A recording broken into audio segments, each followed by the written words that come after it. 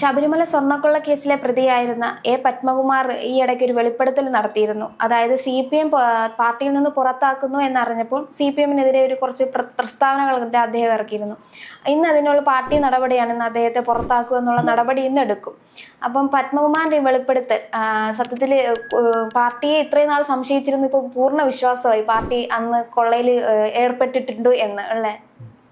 അതെ, അത് മുൻ MLA-യും ദേവസ്വത്തിന്റെ അംഗവുമായിരുന്ന അല്ലെങ്കിൽ മുൻ പ്രസിഡന്റുമായിരുന്ന പത്മകുമാറിന്റെ അറസ്റ്റ്, അതായത് ശബരിമലയിലെ ദ്വാരപാളികളും അതുപോലെ സ്വർണങ്ങളും കടത്തിയ കേസിൽ ഒരു പ്രതി, അദ്ദേഹത്തിന്റെ ആ ഒരു വെളിപ്പെടുത്തലുകൾ ഈ ഒരു CPM-ന് വളരെ തിരിച്ചടിയാകുമെന്നുള്ളത് ഉറപ്പാണ്. ഇപ്പോൾ അതുകൊണ്ടാണ് കഴിഞ്ഞ ദിവസം ഈ പിണറായി വിജയനും MV ഗോവിന്ദൻ രണ്ടുപേരും പത്മകുമാറിനെ തള്ളി പറഞ്ഞിട്ടുണ്ട്. ഇപ്പോൾ അദ്ദേഹത്തിനോട് ചോദിച്ച ചോദ്യത്തിന് അദ്ദേഹത്തിന് തന്നെ മറുപടി പറഞ്ഞാൽ മതി, അല്ലെങ്കിൽ എന്നോട് ഇതൊന്നും ചോദിക്കണ്ട, എനിക്കിതൊന്നും അറിയില്ല എന്നാണ് രണ്ടുപേരും കൈമലർത്തി ഈ ഒരു പത്മകുമാറിന്റെ കേസിൽ. അത്രയും നാൾ പത്മകുമാറിനെ സംരക്ഷിച്ചു വന്നിരുന്ന CPM പാർട്ടി അല്ലെങ്കിൽ മുൻ മുഖ്യമന്ത്രിയും കൂടാതെ കേരളത്തിലെ പ്രമുഖ പാർട്ടിയായ CPM-ന്റെ സംസ്ഥാന സെക്രട്ടറിയുമാണ് പത്മകുമാറിനെതിരെ തിരിഞ്ഞിരിക്കുന്നത്. അപ്പോൾ ഇന്ന് പത്തനംതിട്ടയിലെ ഈ ഒരു ജില്ലാ കമ്മിറ്റി, നിർണായക CPM ജില്ലാ കമ്മിറ്റി നടന്നുകൊണ്ടിരിക്കുകയാണ്, അല്ലെങ്കിൽ പുരോഗമിക്കുകയാണ് നമ്മൾ ഈ പറയുന്ന സമയത്ത് പോലും. അതിൽ ഏറ്റവും കൂടുതൽ 90 അല്ലെങ്കിൽ 95% പത്മകുമാറിനെതിരെ ഈ ഒരു നടപടി അല്ലെങ്കിൽ പുറത്താക്കൽ നടപടി ഉണ്ടാകുമെന്നാണ് അടുത്ത വൃത്തങ്ങൾ, അല്ലെങ്കിൽ നമുക്ക് കിട്ടുന്ന വിവരങ്ങൾ അനുസരിച്ച് അദ്ദേഹത്തെ പുറത്താക്കിയേക്കും. പ്രാഥമിക അംഗത്തിൽ നിന്ന് വരെ അദ്ദേഹത്തെ പുറത്താക്കും. അങ്ങനെ പുറത്താക്കിയാൽ CPM-ന് വളരെ ആശ്വാസമായിരിക്കും ലഭിക്കുന്നതെന്ന് ഇവർ വിചാരിക്കുന്നു. പക്ഷേ ഏറ്റവും കൂടുതൽ തലവേദന വരാൻ പോകുന്നത് ഇനിയാണ്. കാരണം അദ്ദേഹത്തിന്റെ ഓരോ ഡയറി കുറിപ്പുകളിലും എഴുതി വെച്ചിട്ടുണ്ട് ശബരിമല യുവതീ പ്രവേശന കാലഘട്ടത്തിൽ എന്ത് സംഭവിച്ചു, അല്ലെങ്കിൽ സ്വർണ്ണക്കൊള്ള സമയത്ത് എന്ത് സംഭവിച്ചു, ആ സ്വർണ്ണക്കൊള്ളയിൽ നിന്ന് ലാഭം പറ്റിയവരാരൊക്കെ, കൂടാതെ ഈ ഒരു യുവതീ പ്രവേശനത്തിൽ ഈ ഒരു മുൻകൂട്ടി തയ്യാറാക്കിയ സ്ക്രിപ്റ്റ് എവിടെ നിന്നായിരുന്നു വന്നതെന്നെല്ലാം പത്മകുമാർ വെളിപ്പെടുത്തിയിട്ടുണ്ട്. ആ വെളിപ്പെടുത്തലുകൾ ഒരു ആത്മകഥയായിട്ട് പുറത്തിറങ്ങുകയും പോവുകയാണ്. ഈ ഒരു പുറത്താക്കൽ നടപടി പൂർത്തിയാവുന്നതോടെ തൻ്റെ ആത്മകഥയിലുള്ള ഓരോ വോളിയങ്ങളായി പുറത്തിറങ്ങും. അത് കേരളത്തിലെ CPM-നെ വീണ്ടും ഒരു പ്രതിസന്ധിയിലേക്ക് തള്ളിവിടും. കാരണം അധികാരത്തിൽ നിന്നിറങ്ങി 35 സീറ്റിൽ ഒതുക്കപ്പെട്ടു.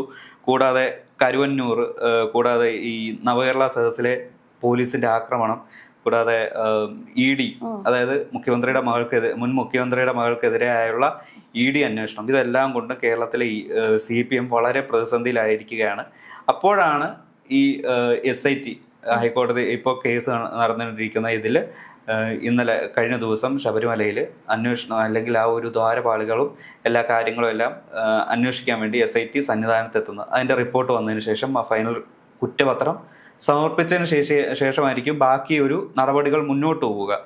അതുമാത്രമല്ല, ഇപ്പോൾ പത്മകുമാറിന്റെ വെളിപ്പെടുത്തൽ വരാൻ പോവുകയാണെങ്കിൽ ആ ഒരു ചൂണ്ടുവിരൽ പോകുന്നത് ചിലപ്പോൾ പഴയ മുഖ്യമന്ത്രിയുടെ നേർക്ക് തന്നെ ആയിരിക്കും. കാരണം യുവതീ പ്രവേശന സമയത്ത് പത്തനംതിട്ടയിൽ അല്ലെങ്കിൽ ശബരിമലയിലേക്ക് പോയിക്കൊണ്ടിരിക്കുന്ന തന്നെ മുഖ്യമന്ത്രിയുടെ ഓഫീസിൽ നിന്ന് അന്ന് വിളിപ്പിക്കുകയും പക്ഷേ അകത്തേക്ക് കയറ്റിവിടാൻ സമ്മതിച്ചെന്നില്ല എന്നുമാണ് പത്മകുമാറിന്റെ വെളിപ്പെടുത്തൽ.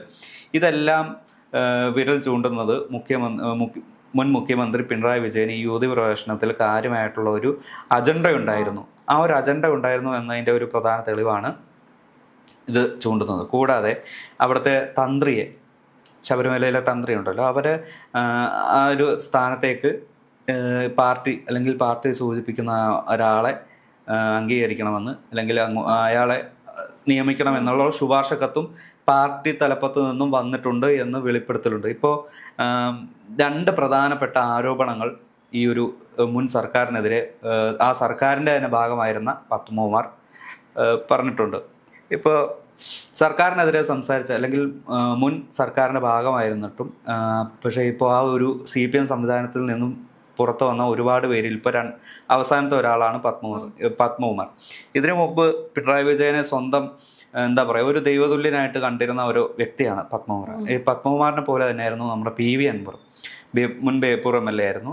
ഈ CPM വിട്ട് തൃണമൂൽ പോയി. തൃണമൂലിൽ നിന്നും ഇപ്പോൾ UDF പിന്തുണയോടെ അവിടെ ബേപ്പൂരിൽ മത്സരിച്ചിരുന്നു.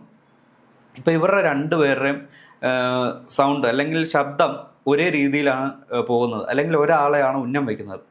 മുൻ മുഖ്യമന്ത്രി പിണറായി വിജയൻ. ഈ മുൻ മുഖ്യമന്ത്രി പിണറായി വിജയന് ഇനി ഇതിൽ കൂടുതൽ കുതന്ത്രങ്ങളോ അല്ലെങ്കിൽ ഗൂഢാലോചനകളോ ഉണ്ടെന്നുള്ളത് വരും ദിവസങ്ങളിൽ പത്മകുമാറിന്റെ വെളിപ്പെടുത്തലിലൂടെ നമുക്ക് മനസ്സിലാക്കാം. നമുക്കറിയാം ഇലക്ഷന് മുമ്പ്, അതായത് സ്വർണ്ണക്കുള്ള പ്രശ്നം വന്നപ്പോൾ പോലും പത്മകുമാറിനെ ഇവർ കൈവിട്ടിരുന്നില്ല. കാരണം സപ്പോർട്ട് ചെയ്തുകൊണ്ടായിരുന്നു നിന്നത്. പാർട്ടിയിൽ നിന്ന് പുറത്താക്കാനോ ഇതിനെതിരെ ഇയാൾക്കെതിരെ സംസാരിക്കാൻ പോലും നിന്നില്ല. ഇപ്പൊ തോറ്റു കഴിഞ്ഞപ്പം ഇതെല്ലാം കാരണം കൊണ്ടാണ് CPM തോറ്റത് എന്നുള്ളത് കൊണ്ട് ഇപ്പൊ പാർട്ടിയിൽ നിന്ന് പുറത്താക്കാൻ ശ്രമിക്കുകയാണ്. അപ്പോഴാണ് പത്മകുമാർ ഈ വെളിപ്പെടുത്തലുമായിട്ട് പുറത്തോട്ട് വന്നത്. അപ്പം ഈ പത്മകുമാർ തന്റെ പാർട്ടിയെ ചതിക്കില്ല എന്ന വിശ്വാസത്തിലായിരിക്കും അല്ലേ പാർട്ടിയിൽ നിന്ന് പുറത്താക്കാൻ വിചാരിച്ചത്?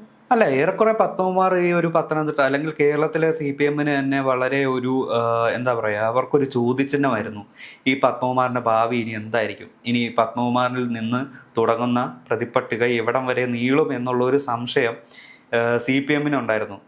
ഇപ്പോൾ അതാണ് ഇപ്പോൾ പ്രകടമായിക്കൊണ്ടിരിക്കുന്നത്. കാരണം ഈ പത്മകുമാർ ജയിൽ ശിക്ഷ അനുഭവിച്ചിരുന്നില്ലായിരുന്നെങ്കിൽ ഒരു പക്ഷേ അവിടെ ഏതെങ്കിലും ഒരു സുപ്രധാനമായിട്ടുള്ള സ്ഥാനത്ത് പത്മകുമാറിനെ ഇവർ സേഫ് ആക്കിയായിരുന്നു. പക്ഷെ ആ അന്വേഷണം കൂടുതൽ ശക്തമായി SIT കൊണ്ടുപോയത് കൊണ്ട്, കൂടാതെ 90 ദിവസത്തിന് ശേഷം സ്വാഭാവിക ജാമ്യത്തിലാണ് പത്മകുമാർ ജയിലിൽ നിന്ന് ഇറങ്ങിയത്. എങ്കിലും അതിൽ പ്രതിപട്ടികയിൽ നിന്ന് പത്മകുമാർ ഒഴിവായിട്ടില്ല. ഇപ്പോൾ തദ്ദേശ തെരഞ്ഞെടുപ്പിൽ ഏറ്റവും കൂടുതൽ തിരിച്ചടി നേരിട്ടത് ഈ ഒരു സ്വർണ്ണക്കൊള്ളയുടെ പേരിലാണ്. കേട്ട് കാണുമല്ലോ, പോറ്റിയെ കയറ്റി എന്നുള്ള ആ പാട്ട്. അത് ഫേമസ് ആയിരുന്നു. കാരണം അത് ആ ഒരു പാട്ട് അല്ലെങ്കിൽ അന്നത്തെ ഈ ഒരു സ്വർണ്ണക്കൊള്ള കേസ് ഏറെ എന്താ പറയുക ഒരു പ്രാധാന്യം വഹിച്ചു എന്നുള്ളതാണ് ഈ CPM-ന്റെ വീഴ്ചയ്ക്ക് ഏറ്റവും വലിയ ഒരു പതനം സംഭവിച്ചത്. പ്രത്യേകിച്ച് പത്തനംതിട്ട ജില്ലയിൽ CPM-നെ അടിവേരടക്കം നശിപ്പിക്കാനുള്ള ഒരു കാരണമായി ഈ ഒരു സ്വർണ്ണക്കൊള്ള കേസ്. അപ്പോൾ അതിൻ്റെ ഭാഗമായി ഇനി CPM എത്രത്തോളം പത്മകുമാരനെ സംരക്ഷിക്കാൻ നോക്കുന്നുവോ അത്രത്തോളം ഇവർ പ്രതിരോധത്തിലാഴും, മുങ്ങിത്താഴും. ചിലപ്പോൾ ഇവിടെ ഒരു അപ്രസിദ്ധമാവും, അല്ലെങ്കിൽ ഈ ഒരു 35-ന് താഴെ പോയാൽ ഒരു പക്ഷേ ആ ഒരു സപ്പോർട്ട് വീണ്ടും ഉണ്ടായിരുന്നെങ്കിൽ അപ്പോൾ പിന്നെ CPM-ന് എന്താ ചെയ്യാൻ പറ്റുക? നിഷ്കരണം ഒഴിവാക്കുക, അല്ലെങ്കിൽ തള്ളിപ്പറയുക. ആ തള്ളിപ്പറച്ചിലാണ് പ്രതിപക്ഷ നേതാവ് മുതൽ അല്ലെങ്കിൽ പാർട്ടി സെക്രട്ടറി മുതൽ താഴെയുള്ള അണികളടക്കം ഇന്ന് ചേരുന്ന CPM ജില്ലാ കമ്മിറ്റി യോഗത്തിൽ ഉൾപ്പെടെ നടക്കുന്നത്. ഇപ്പോൾ തോമസ് ഐസക്ക്, VN വാസവൻ അതുപോലുള്ള മുതിർന്ന നേതാക്കളുടെ നേതൃത്വത്തിലാണ്. അപ്പോൾ ആ ഒരു മീറ്റിംഗ് എത്രത്തോളം ഗൗരവതരമാണ് എന്നുള്ളതാണ് നോക്കി കാണേണ്ടത്. അപ്പോൾ ഏറെക്കുറെ പത്മകുമാറിനെ പുറത്താക്കാനും ഇനി പത്മകുമാർ വഴി വരുന്ന തിരിച്ചടികളെ എങ്ങനെ പ്രതിരോധിക്കാം എന്നുള്ള ആലോചനയിലുമാണ് ഇപ്പോൾ നിലവിൽ സംസ്ഥാന CPM നോക്കുന്നത്.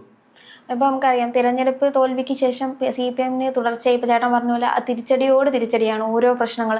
ഇപ്പം ഈ പത്മകുമാർ പറഞ്ഞ പോലെ തൻ്റെ ആത്മകഥ അല്ലെങ്കിൽ സ്വർണ്ണക്കൊള്ളയിലെ ആ വിഷയങ്ങളെല്ലാം പുറത്തു കൊണ്ടുവന്ന പിണറായി വിജയൻ ചെയ്ത എല്ലാ കാര്യങ്ങളും പുറത്തു വരും. പിണറായി വിജയൻ മാത്രമായിരിക്കും ഇതിൽ, ചിലപ്പോൾ ഇതിൽ വേറെ പ്രമുഖരും കാണുമായിരിക്കും. അവരുടെ എല്ലാം കാര്യങ്ങളും ഇപ്പോൾ പുറത്തോട്ട് വരും. അപ്പം ഇനി CPM മൊത്തത്തിൽ ജനങ്ങൾ വെറുക്കുന്നൊരവസ്ഥയാവുമായിരിക്കും. പിന്നെ അവരുടെ ആ ഒരു മുഖം മിനുക്കും അല്ലെങ്കിൽ തിരിച്ചുവരവ് നടത്തും എന്നുള്ള രീതിയിൽ നിൽക്കുന്ന CPM-ന് ഈ സ്വർണ്ണക്കൊള്ള കേസിലെ സുപ്രധാനമായിട്ടുള്ള വെളിപ്പെടുത്തൽ വന്നാൽ എത്രത്തോളം ഇപ്പൊ BJP-യെ ജനം വെറുക്കുന്നുവോ അത്രത്തോളം CPM-നെ അകറ്റി നിർത്താനും ശ്രമിക്കും. ജനങ്ങളുടെ ഇടയിലേക്ക് എത്രത്തോളം ഇറങ്ങിച്ചെല്ലാൻ നോക്കിയാലും അവരെ ആട്ടി ഓടിക്കും എന്നുള്ള ഒരു സിറ്റുവേഷനിൽ എത്തിയിട്ടുണ്ട്. കാരണം 10 വർഷം കേരളത്തിലെ ക്ലിഫ് ഹൗസ്, അതായത് മുഖ്യമന്ത്രിയുടെ ഓഫീസും ക്ലിഫ് ഹൗസും പലവിധ കുറ്റങ്ങളുടെയും ഗൂഢാലോചനകളുടെയും താവളമായിരുന്നു. ആ ഒരു താവളമായതിൻ്റെ ഫലമാണ് കേരളത്തിൽ ഇന്ന് അല്ലെങ്കിൽ കഴിഞ്ഞ ഇടയ്ക്ക് വരെ ഉണ്ടായിരുന്ന ഈ സംഭവ വികാസങ്ങളുടെ സത്യം വെളിച്ചത്ത് വരുമ്പോൾ നമുക്കറിയാൻ കഴിയുന്നത്. ഇപ്പം ഈ ഒരു ഗൂഢാലോചനയ്ക്ക് പാത്രമായ ആ ഒരു സ്ഥാനത്തിരിക്കുന്നത് മുഖ്യമന്ത്രി VD സതീശൻ. അപ്പോൾ ആ ഒരു ഇതിനു മുമ്പ് നടന്നിട്ടുള്ള എല്ലാ ഫയലും അടിമുടി കുടഞ്ഞ് പരിശോധിച്ച് ശുദ്ധീകരണം നടത്തുന്നുള്ള കാര്യത്തിൽ യാതൊരു സംശയമില്ല ആർക്കും. ഇപ്പോൾ കയറിയിരിക്കുന്ന എല്ലാ മന്ത്രിമാരും ഒന്നിനോടൊന്ന് മെച്ചമാണ്. ഇപ്പോൾ ആരോഗ്യമന്ത്രിയായ കെ മുരളീധരൻ തന്നെയാണ് ദേവസ്വം വകുപ്പും നോക്കുന്നത്. അപ്പോൾ അദ്ദേഹം പറഞ്ഞൊരു കാര്യമുണ്ട്, ഇതിൽ കുറ്റപത്രം സമർപ്പിക്കട്ടെ, ഇതിൻ്റെ എല്ലാ കാര്യങ്ങളും വരട്ടെ, ഇതിൽ എന്തെങ്കിലും അപാകതയുണ്ടെങ്കിൽ അതിൽ പുനരന്വേഷണം വന്നിരിക്കും, ഇതിൽ യഥാർത്ഥ കുറ്റക്കാർ പിടിയിലായിരിക്കും, അവർക്കെതിരെ യാതൊരുവിധ എന്താ പറയുക അവർക്ക് ഒരു സോഫ്റ്റ് കോർണർ ഉണ്ടായിരിക്കില്ല, ഒരു വിട്ടുവീഴ്ച ഉണ്ടായിരിക്കില്ല എന്നാണ് കെ മുരളീധരൻ പറയുന്നത്. അതൊരു നിശ്ചയദാർഢ്യമാണ്. അത് കേരളത്തിലെ ജനങ്ങൾക്ക് നൽകുന്ന ഒരു വാക്കാണ് അല്ലെങ്കിൽ ഒരു വാഗ്ദാനമാണ്. അതാണ് CPM അല്ലെങ്കിൽ കഴിഞ്ഞ ആ ഒരു 10 വർഷം കേരളം ഭരിച്ച LDF സർക്കാരിന് നൽകാൻ കഴിയാതെ പോയത്.